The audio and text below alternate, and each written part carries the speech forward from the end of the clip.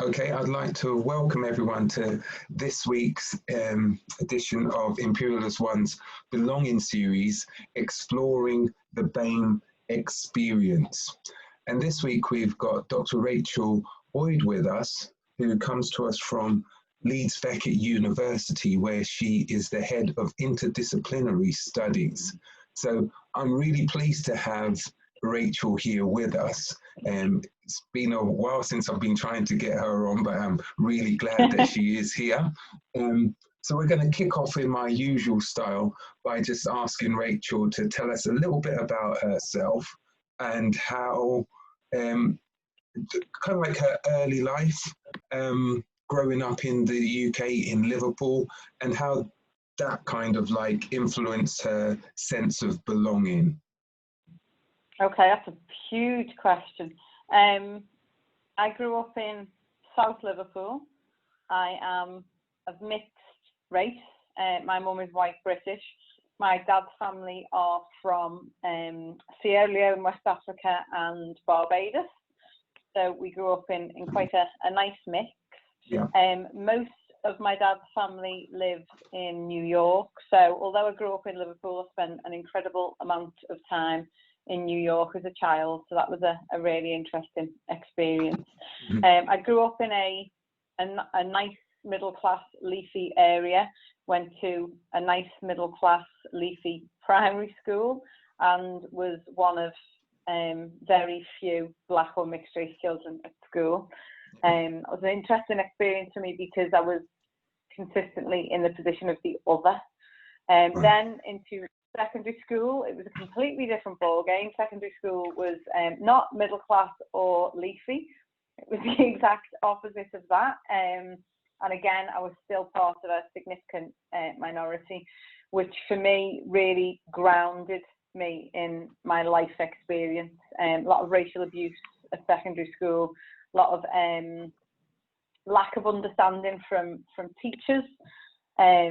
Not a pleasant experience, but something that absolutely galvanised what I was then going on to do. I then went to university and trained to be a primary school teacher.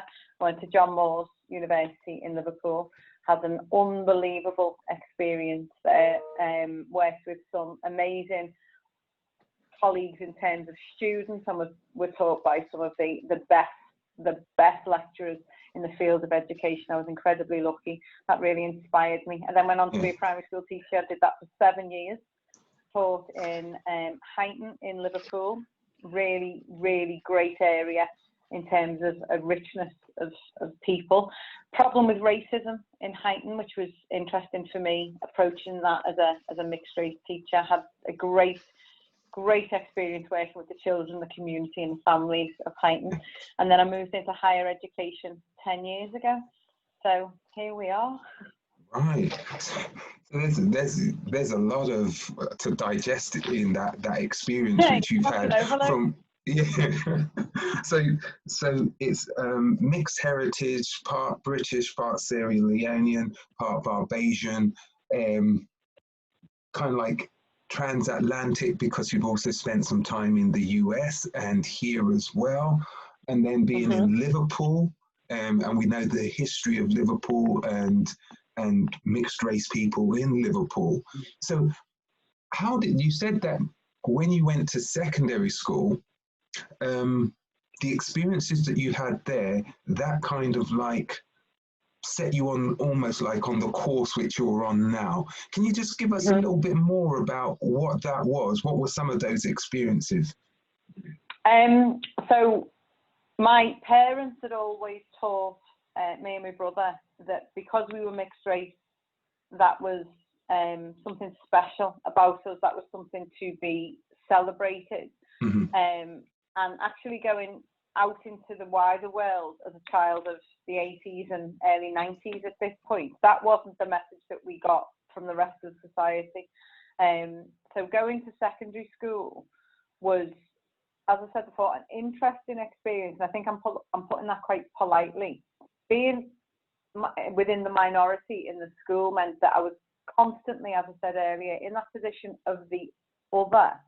And when I received abuse from children and I went and spoke to teachers about this, I was told that I was making a fuss. So, oh, he didn't mean it. He was only joking. Stop making a fuss. Mm-hmm. So I'd go home and speak to my parents. My parents would be outraged. Mm-hmm. And it was just, I was in a position where I was constantly getting mixed messages. So I came from a really loving background where we were cherished. And then I went out into the world and was told that I wasn't anything special, and that I shouldn't really make a fuss about being mixed race. Mm-hmm. And it was very, very difficult for me to try and get anybody to be able to relate to me. I think the time that I'd spent in New York didn't really help in one way, because I was so aware of who and what I was. I was incredibly proud of the background that I came from. I knew all about my family history. We go to Barbados all the time. I've seen where my great-grandparents were born. And then to go to school and be told something different by both your peers and teachers leaves you in a very confused position. And if I didn't have the background and the family that I have, I think that could have had a really detrimental impact on my sense of self. However, it had the opposite impact, so that it really grounded me in determination and resilience and tenacity. And I think if you spoke to my parents, that's the way they describe me, that tenacity that came from being in a position where I had to fight for everything. I don't mean physically fight, I mean just fight to be heard, fight to be recognised. And although that experience at the time was very unpleasant, I'm so grateful for it now. I wouldn't like to repeat it, but I'm so incredibly grateful for it. Yeah. So your family, based on what you're saying, your family setup was very loving, very supportive, very encouraging. And then you contrasted that with the mixed messages which you were getting from society, and in addition from society, from the teachers and your peer group, which was often hostile and not welcoming, not cherishing. And that you then galvanized that to become more tenacious. What was it that you were looking to change? What is it that's driving that tenacity that you've got? So being the kid in the class who the teacher didn't understand, as a child you always want recognition, and you want to know that you belong to your teacher. So for me, the teacher was so very, very important. And what the teacher thought, because we were taught respect at home, what the teacher thought of me was really, really important. And to be the child that is working incredibly hard, but nobody really cares, was an unpleasant experience. So I then decided that I wanted to get involved in education. I decided that I wanted to be a teacher, and I wanted to be the person whose classroom environment encompassed and celebrated and acknowledged the difference between all of the children that sat in front of me. So at that point I was like, right, okay, if you can't beat them, then go join them and change the system a little bit. So that's essentially what I set out to do. By the time I got to university, so I went to university in 1999, and we were on this wave of New Labour. We were also post Stephen Lawrence, the publication of the Macpherson inquiry report, and the impact that had on education particularly was very visible to me. Now, as I said earlier, I went to John Moores. I was taught by some incredible lecturers who were very diverse in terms of their approach to education. So everything I'd been told at school to be quiet about, once I got to university, they were like, talk about it. And it was like, I was like, oh my God, this is what this is where I'm supposed to be. Yeah. I'd then go into school, because as part of your teacher training, I did a 4-year program. So as part of our training, we do placements in schools, and I'd go into class and there'd be kids who looked like me, and I'd be like, okay, so this here we are, this is why I wanted to do this, this is what I came to do. And it was an amazing experience. To then get the job that I did in Heighton was at a very, very interesting time, but I think my tenacity came from being the kid in the class that nobody really was interested in. So I'll give you one example. We went to Barbados when I was 6, and my family from the States flew over at the same time. So there's a whole load of us in Barbados, and my granddad's brother, my great uncle Arnie, took me into the sea and we collected coral. Now this was in the 80s, Wayne. This is before it was illegal to take coral from the island. I must say that you can't do that anymore. So we collected coral, and he said to me, "You need to take that into school and show the kids." So I brought this coral home, and one of the stories in Barbados is that the red dots on coral is pirate's blood. Now, as a 6-year-old, that's the most fascinating thing I've ever heard, and I can't wait to get back to school. And I took it into school, and I asked the teacher, could I show the class? And I did.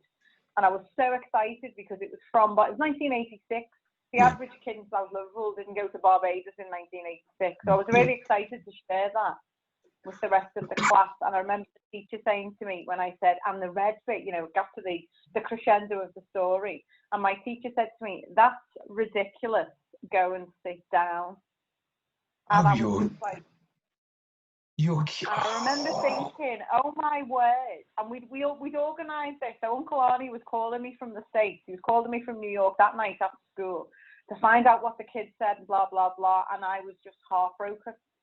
And that moment was really, really pivotal for me in my view of education. So by the time I then got to being the person who was the teacher in the class, that never, and to this day, has never left me. It was a really, really powerful moment.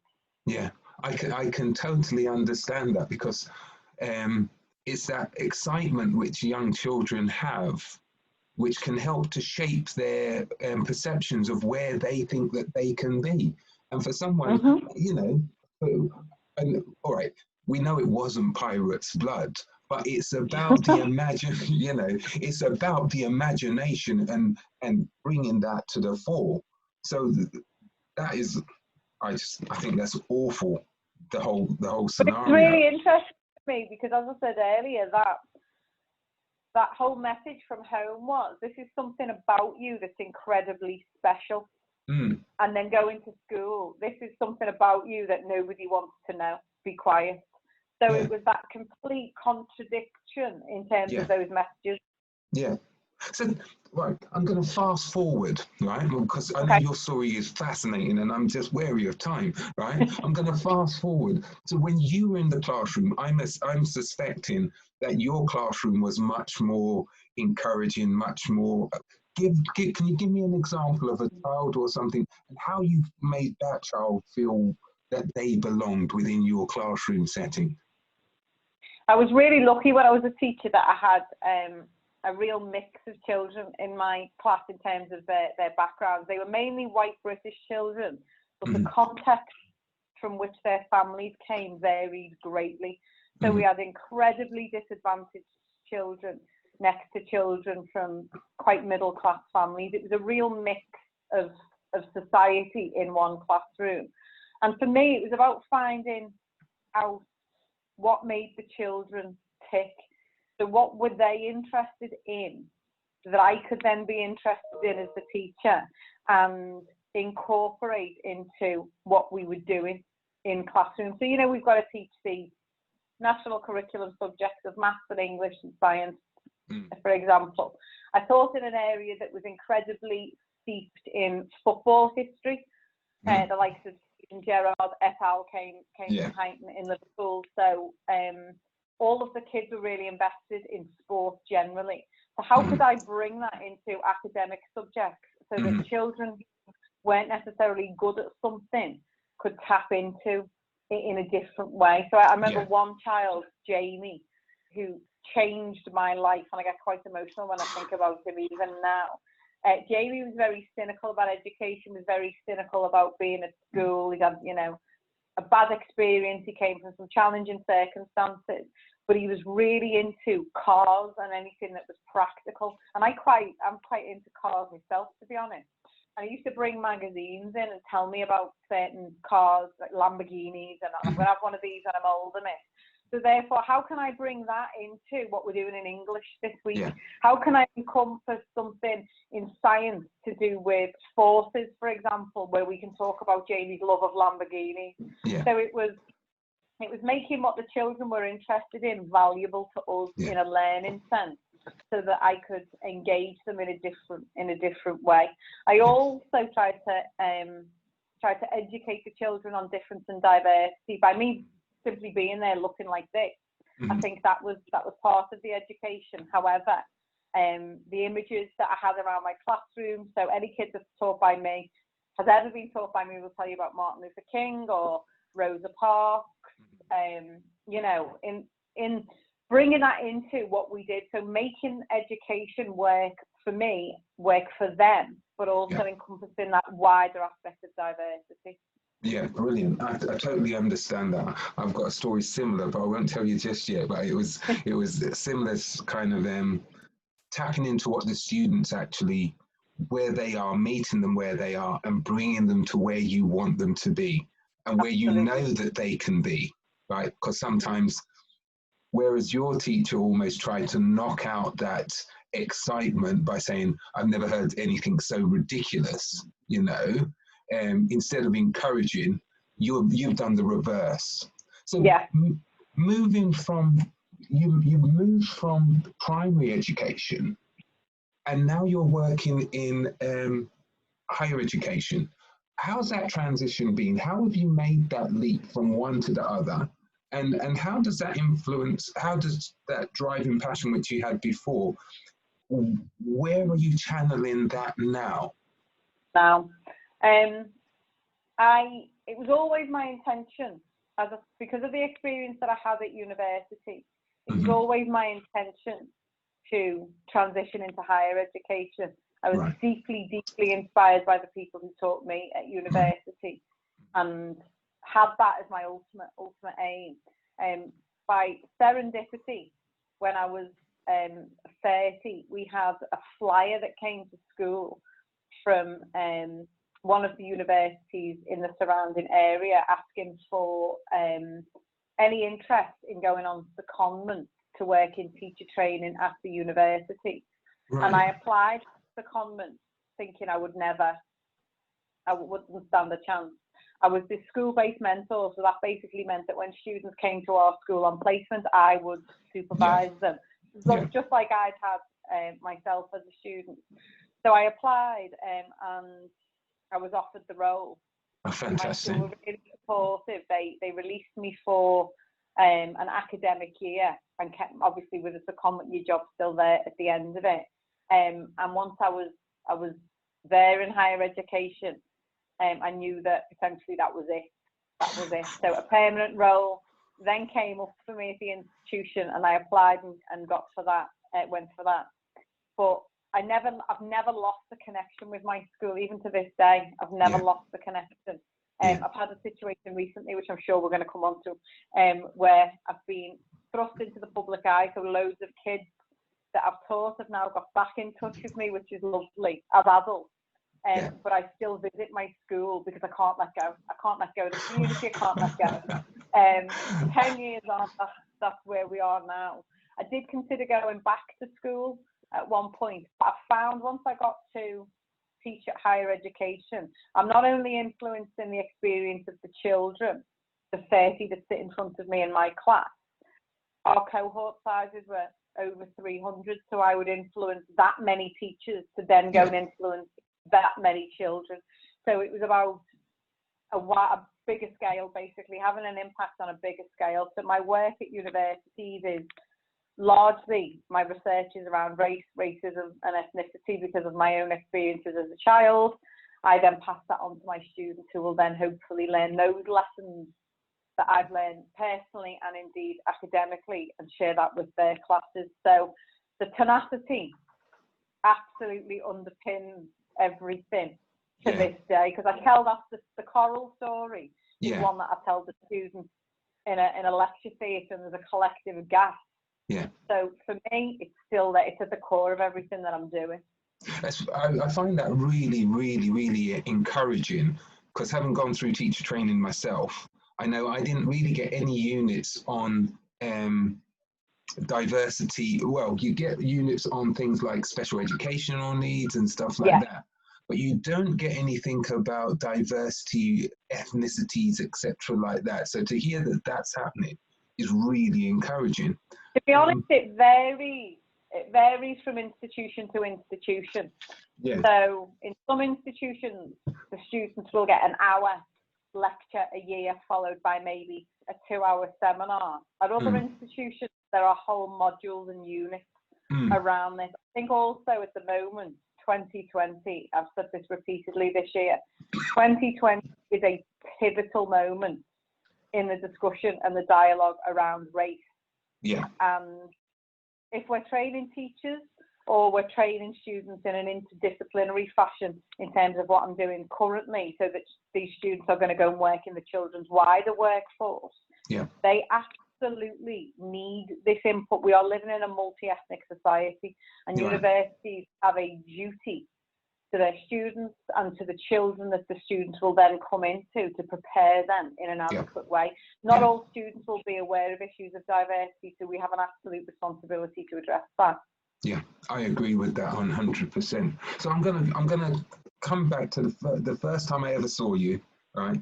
And it wasn't when I saw you at Williams' thing. It was on BBC Question Time, right?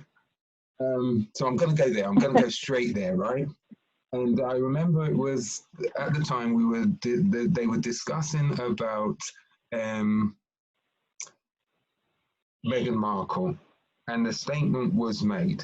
Now, I'm not going to go back into that, but tell me, what has been the repercussions? Because you've already told us about the tenacity that you've had. Now, in terms of sense of belonging, identity, etc., what has that night done to your sense of belonging, identity, etc.? Okay, so my life is split into two parts now. Before the BBC, there's before BBC Question Time, and now there's after post BBC Question Time, and everything has altered as a result of that 2-minute interaction with the actor. So my sense of belonging I've had to really sit in it and reflect and analyse who and what I am and what I'm here to do. And some things have changed and some things haven't. So, for example, I received a significant amount of racial abuse as a result of that experience. Some abuse through social media and some abuse through hard copy items that arrived in the post to my place of work.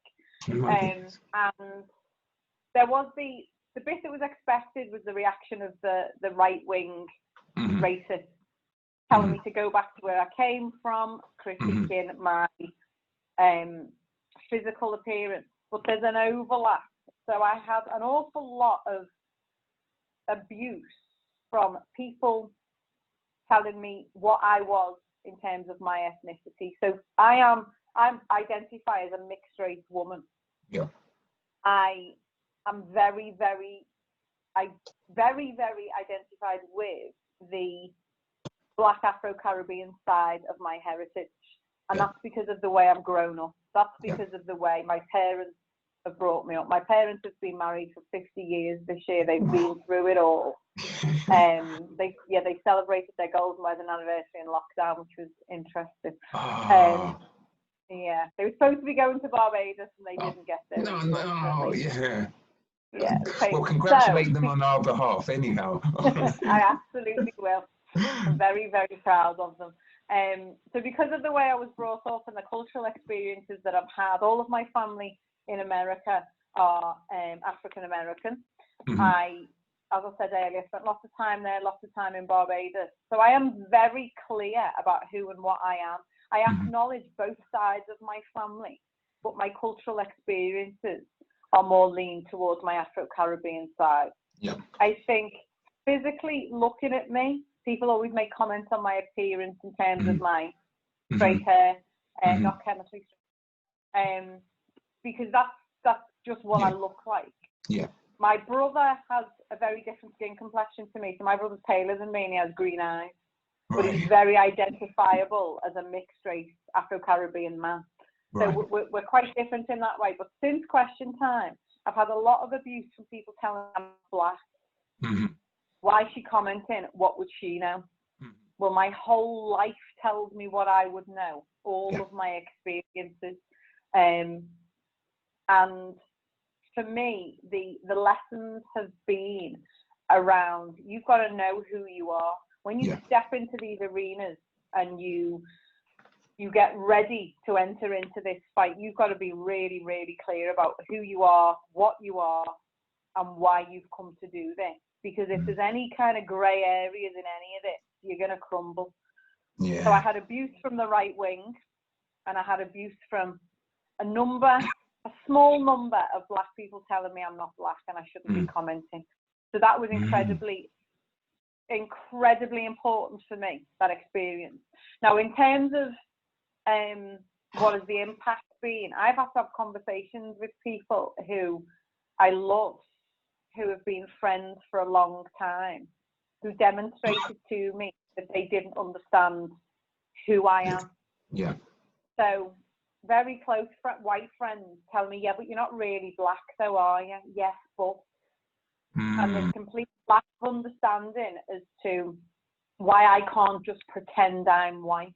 Now, one of my very, very good friends said to me when I was 15, he was also of mixed race. If we were in an NF march, if they put you and I in the middle of an NF march, for example, or a Britain First march, what would we be then? We wouldn't be white, would we? They wouldn't view us like we were white. So we have to be really clear on the nature of our mixed race identity. Yeah. And it's about knowing both sides of your background and being able to talk from both sides. And I think that's the beauty of my position. But it was very interesting post question time because everybody has something to say about that specifically. Yeah, I can I know. I think it's really, you've really touched on what I think is a really important point. It's that kind of like almost that question of your identity because you've got dual heritage, right? And people saying, well, you either lean towards one or you lean towards the other, but you can't have it both ways, right? Which is it's a strange dichotomy that it's like, as Meghan Markle has said, is when her teacher had said, when she was going to tick on the register to say whether or not it was black or white, and she said, but I looked at my mother and said, how could I say that I was white? And then she looked at her father and said, but how could I also say that I'm black when both of them make up who you are, you know? Absolutely. And I think the tenacity, in all honesty, I mean, my dad comes from an incredible family. But the tenacity of my mum as an individual who has faced many, many, many phases of opposition from family, from friends, because she's married to my dad. Yeah. And they are still beautifully married 50 years later. The tenacity, I think, comes from her. You know, that no, you're not telling me. I'm going to make myself happy, and you know.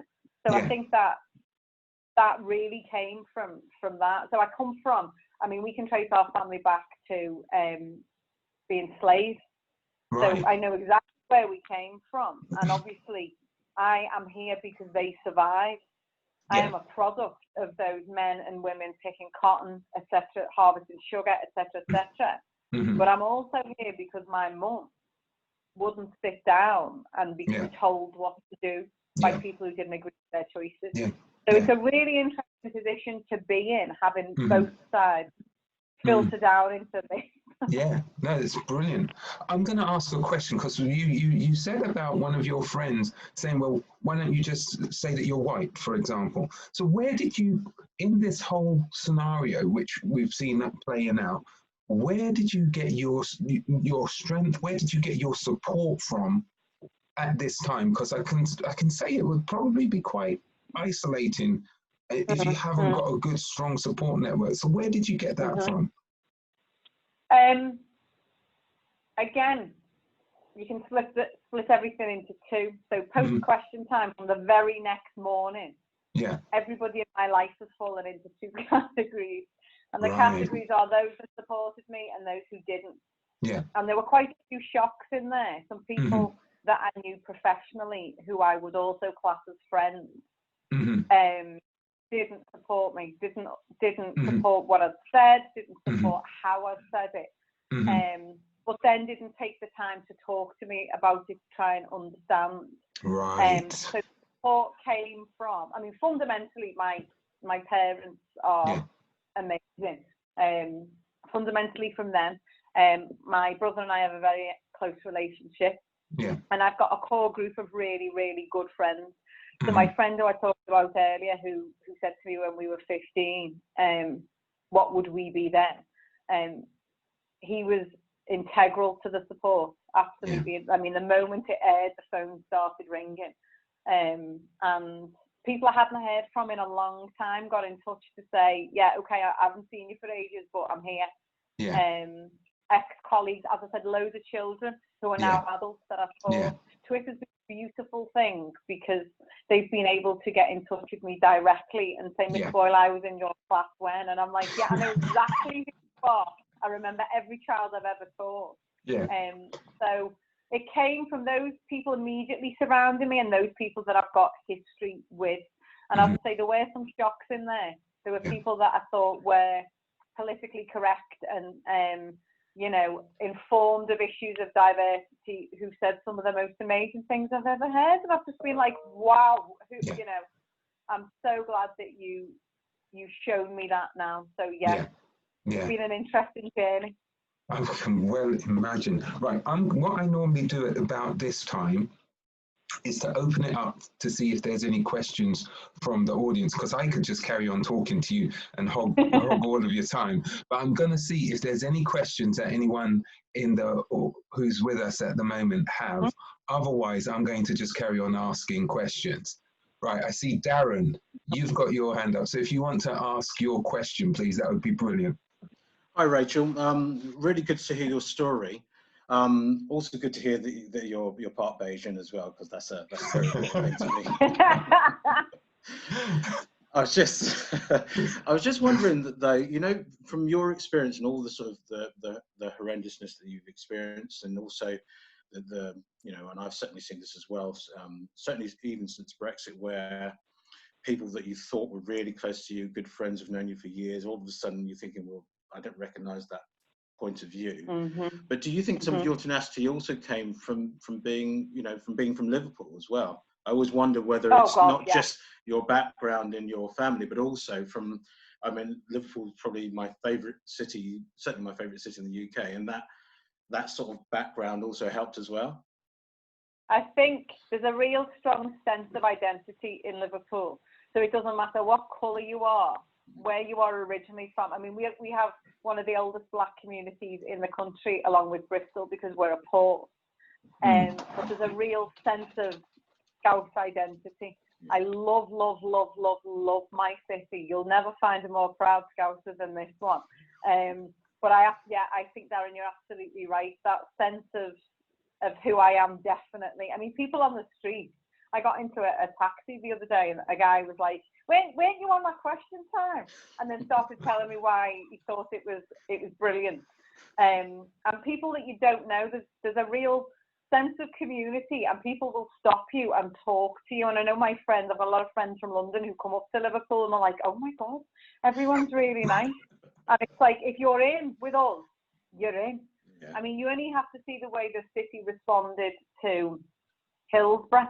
Yeah. We will never forget that. We will never forget those victims, and we will never forget those families. And when you upset a Scouser, you upset a Scouser, you upset us all. In the same way that if you embrace us, absolutely. So, Darren, I think you're absolutely right. And thank you for pointing that out, because that's not something that immediately comes to mind. But yeah, definitely. And I think that really comes across from you, is that, and all my Scouse friends are exactly the same, is that not only are you really proud of your background and both sides of your family, your mother's side and your Bayesian side as well, but also the strength of the Scouse identity really comes across, and I think that sort of really does. I suspect that really helps you carry you through, because as you say, from all my Scouse friends are exactly the same, is that support each other as a community, and it doesn't matter where you're from. No, absolutely not. Brilliant. Thank you. Brilliant. Thanks, Darren, for that. William, I believe you've got a question. Yeah, hi Rachel, good to see you. Hi, Will. See ya. Yeah, Darren asked my question, so I'll ask another question. Oh, So you know all about Liverpool, Will. Yeah, precisely. Yeah, always a fascinating, place that I spent. Obviously, I spent 15 years there. I suppose that's the longest I've ever lived in any city. So I certainly understand the character. Congratulations on your promotion and move to Leeds Beckett, by the way. Thank you. I'm thrilled to be there. It's a really, really exciting opportunity for me, working with some unbelievable people. I'm very honoured to be there. Yeah, great. So so my question is kind of around that, because you alluded to the fact that teacher training in higher education seems to be almost quite flexible. So depending on the institution, depends whether you get taught anything about race equality and diversity. So I wonder, now in your role, what are your sort of ambitions in that area, and what do you think it needs actually to take it not from being a flexible institution by institution, but actually a mandatory thing across the I think it's all to do with leadership, and Leeds Beckett Carnegie School of Education is just completely steeped in social justice, and I was aware of the work they were doing before it came to the time where I knew that I wanted to get a new role. So that was something that was definitely on my radar. If you think about social justice, you think about this particular school of education, and it's to do with the leadership. So who is the person in charge, and what are their principles, what are their values, and what are they committed to do? So in terms of that flexibility, the flexibility will be both beneficial and not, depending on who's in post in that leadership role. So if you have a person who is socially justice aware, for example, or you have somebody who has an awareness of the issues of diversity and the importance within education, then they will drive those forward. And my current dean, Professor Damien Page, is absolutely committed to that, and that then filters down to the rest of us. So it's all about who's at the helm, and in which direction are you steering us. So for me to come into this particular place to work, there's all kinds that's already in place. And for me, my role now is to pick that up and develop it with that leadership and that commitment in mind, because we can talk about it. And a lot of people in education do talk about social justice. And Professor Vinnie Lander, a colleague of mine, uses the phrase, you can talk the talk, but you need to walk the walk. And 10 years in higher education, I've seen some lovely speeches, I've heard some lovely promises that have not then transpired into any kind of action, whereas I feel that the space that I'm currently working in actually walks the walk consistently every day. Yeah, brilliant. Thank you for that. That's a brilliant answer. Thanks for those two questions. I've got one question from Eliel, and they've asked, said, thanks for joining us today, Rachel. How has your professional experience, including your teaching stroke research activities or agenda, changed post question time? That's a really good question. Right? Any new challenges, restraints, opportunities, would you say? I've been given, immediately afterwards, there were significant challenges and there were significant restraints. I had to distance myself publicly from the institution where I was based, because they didn't want to be associated with what I said and how I said it. So that provided an immediate challenge. However, alongside of that came incredible opportunity, in terms of the connections that I've made, the people that I've met. I mean, Wayne, we met because I spoke at Beckett, you were in the audience. Yeah. And that was all organised by Will. By William. You know, that would never have happened pre-question time. So I have been given the opportunity to connect with very like-minded people, and that's been such a blessing. In terms of my research, I knew it was important before, obviously, and I was committed to it before, but by God am I committed to it now. Yeah. Because the actor, whose name I won't mention, his opinion was expressed quite openly and quite clearly. Yeah. And that's the easy bit, because I know exactly where I'm working with my man. I know exactly what he thinks because he's just told me. Yeah. It's everybody in the background that doesn't say that out loud. So I did a really interesting podcast with ITV a few weeks ago with an excellent presenter, Tony Morris, who we lost a couple of weeks ago. He lost his battle with cancer. And one of the lasting messages of working with Tony Morris was that it's the people in the offices who smile and nod at you, but then won't give you the jobs. So for me, that point has really, that's the icing on the top of this case. You've got to remember that. So the tenacity has been reinvigorated, I would suggest, and pointed in a slightly different direction. And it's about being strategic. We then have the death of George Floyd. We've obviously had the impact of COVID on communities of colour. There has never been a more important time for this work, and we cannot stop. We cannot take a pause to take breath. We have got to keep fighting. And it's about us joining together as communities, and I think we've seen that beautifully over the last few months in terms of the support that have come from varied communities. So for me, post-question time is about utilising the connections and this new space I find myself in to really push this fight forward. Yeah, brilliant. Excellent answer. As you were saying that, I was thinking of, I was just thinking in terms of how do you prevent burnout? Because, you know, the way, when we look at what's happened, in reality, it just seems mind-blowing. And there just seems to be almost so few of us who are fighting. And what would be your suggestions as to prevent burnout or exhaustion? Do you know what? I think we're so close to that, and we're always so close to that. And when George Floyd died, I was coming to the end of an incredibly stressful period professionally. My very good friend, who I've mentioned twice throughout this interview, Lee Nurse, was a cricketer from Basingstoke, my lifelong friend. I lost him in April to COVID. So it was a very, very stressful time.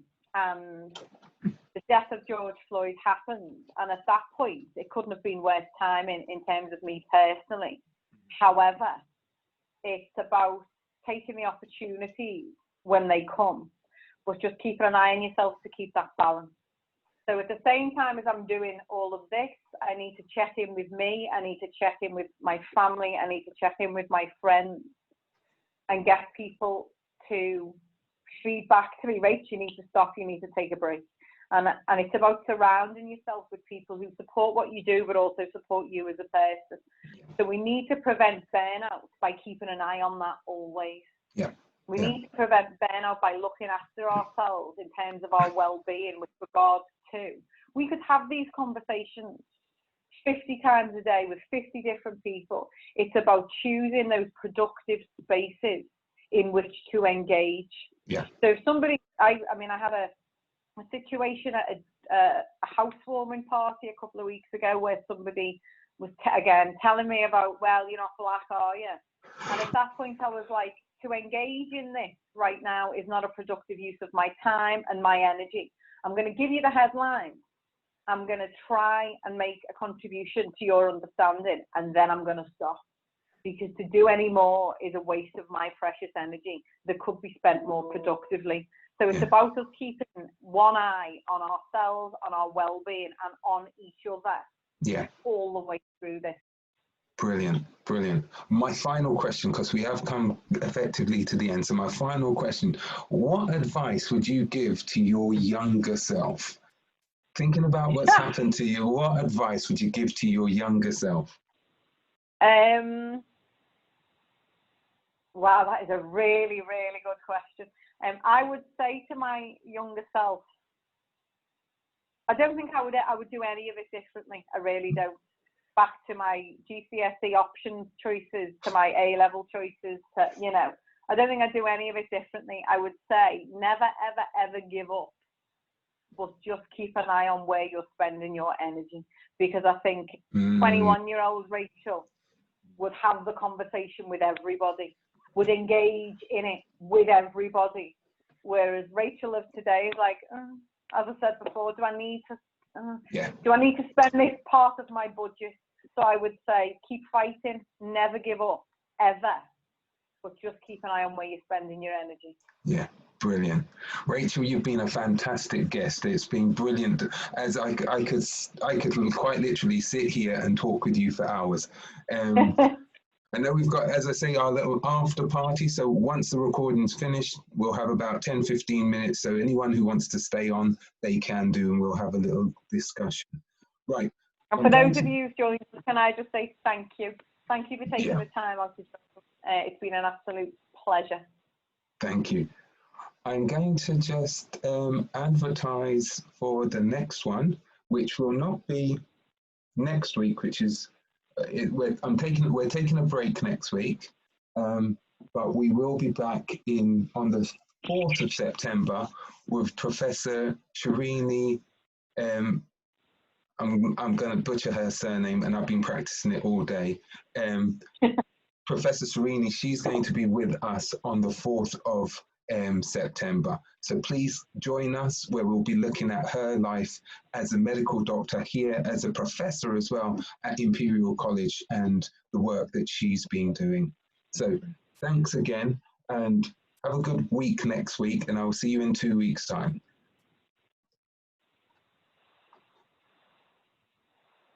Okay. The other thing, if you have missed any, then you can see them at Belonging on YouTube. Right.